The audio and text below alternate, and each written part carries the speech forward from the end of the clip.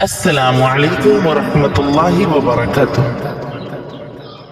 نئے سال کا جشن اور ہمارے مسلمان دوستو، کیا نبی کریم صلی اللہ علیہ وسلم نے نئے سال کا جشن منایا تھا؟ کیا صحابہ کرام نے آپس میں ایک دوسرے کو نئے سال کی مبارکباد دی؟ کیا تابعین اور تبع تابعین کے زمانے میں اس رسم کو منایا گیا؟ کیا دیگر مسلمان حکمرانوں نے اس کے جشن کی محفلوں میں شرکت کی؟ یہ وہ سوالات ہیں جن کا جواب ہر عقل مند شخص نفی میں دے گا، یعنی کہے گا نہیں نہیں نہیں، ہمارے اور آپ کے پیارے آقا صلی اللہ علیہ وسلم نے نئے سال کا جشن نہیں منایا تھا۔ پھر آج کیوں مسلمان اس کام کو انجام دے رہے ہیں؟ آخر یہ کس نے ایجاد کیا؟ کون سی قوم نئے سال کا جشن مناتی ہے؟ کیوں مناتی ہے؟ اور اس وقت مسلمانوں کو کیا رویہ اختیار کرنا چاہیے؟ ان چند لمحوں کے اندر اس بات کو واضح کرنے کی کوشش کریں گے۔ اللہ تعالی ہم سب کو کہنے اور سننے سے زیادہ عمل کرنے کی توفیق عطا فرمائے۔ دنیا کے تمام مذاہب اور قوموں میں تہوار اور خوشیاں منانے کے مختلف طریقے ہیں۔ ہر ایک تہوار کا کوئی نہ کوئی پس منظر ہے اور ہر تہوار کوئی نہ کوئی پیغام دے کر جاتا ہے، جن سے نیکیوں کی ترغیب ملتی ہے اور برائیوں کو ختم کرنے کی دعوت ملتی ہے۔ لیکن لوگوں میں بگاڑ آنے کی وجہ سے ان میں ایسی خرافات بھی شامل کر دی جاتی ہے کہ ان کا اصل مقصد ہی فوت ہو جاتا ہے۔ جیسے جیسے دنیا ترقی کی منازل طے کرتی گئی اور مہذب ہوتی گئی، انسانوں نے کلچر اور آرٹ کے نام پر نئے جشن اور تہوار پیدا کر دیے۔ انہی میں سے ایک نئے سال کا جشن ہے۔ دراصل یہ نئے سال کا جشن عیسائیوں کا ایجاد کیا ہوا ہے۔ عیسائیوں میں قدیم زمانے سے نئے سال کے موقع پر جشن منانے کی روایت چلتی آ رہی ہے۔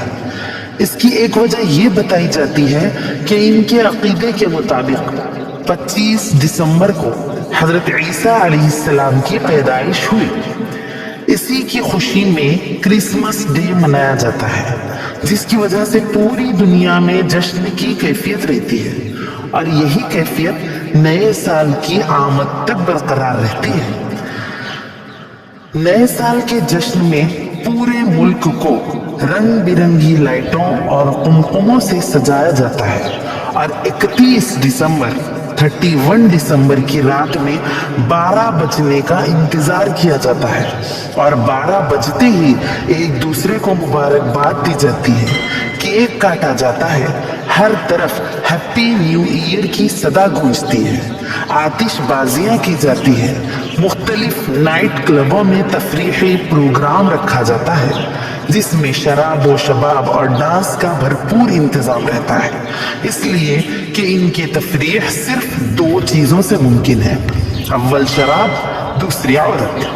آج ان عیسائیوں کی طرح بہت سے ہمارے مسلمان بھی نئے سال کے منتظر رہتے ہیں اور 31 دسمبر کا بے صبری سے انتظار رہتا ہے۔ ان مسلمانوں نے اپنی روایات کو کمتر اور حقیر سمجھ کر نئے سال کا جشن منانا شروع کر دیا ہے، جبکہ یہ عیسائیوں کا ترتیب دیا ہوا نظام تاریخ ہے۔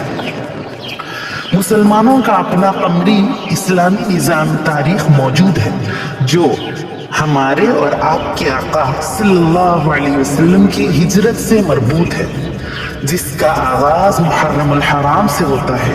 یہی اسلامی کیلنڈر ہے، لیکن افسوس تو یہ ہے کہ ہم میں سے اکثر کو اس کا علم بھی نہیں ہو پاتا۔ آج مسلمان نئے سال کی آمد پر جشن مناتے ہیں۔ کیا ان کو یہ معلوم نہیں کہ ان نئے سال کی آمد پر اپنی زندگی کا 1 برس کم ہو گیا ہے؟ زندگی اللہ تعالیٰ کی طرف سے عطا کردہ ایک بیش قیمتی نعمت ہے۔ نعمت کے زائل یا کم ہونے پر جشن نہیں منایا جاتا، بلکہ افسوس کیا جاتا ہے۔ गुजरा हुआ साल तल्ख तजुर्बात, हसीन यादें, खुशगवार वाक़यात और गम अलम के हादिसात छोड़कर रुखसत हो जाता है और इंसान को जिंदगी की बेसुबाती, नापायदारी का पैगाम देकर अलविदा कहता है। साल खत्म होता है तो हयात मुस्तार की बहारें भी खत्म हो जाती हैं और इंसान अपनी मुकर्ररा मुद्दत की तकमील की तरफ रवां दवां होता रहता है।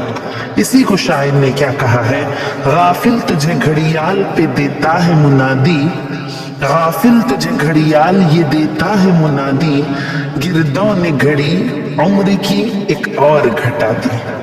हजरत अब्दुल्लाह इब्न मसूद रज़ी अल्लाह अन्हु फरमाते हैं कि मैं किसी चीज पर इतना नादिम और शर्मिंदा नहीं हुआ जितना कि ऐसे दिन के गुजरने पर जिसका सूरज गुरूब हो गया, जिसमें मेरा एक दिन कम हो गया और इसमें मेरे अमल में इजाफा न हो सका।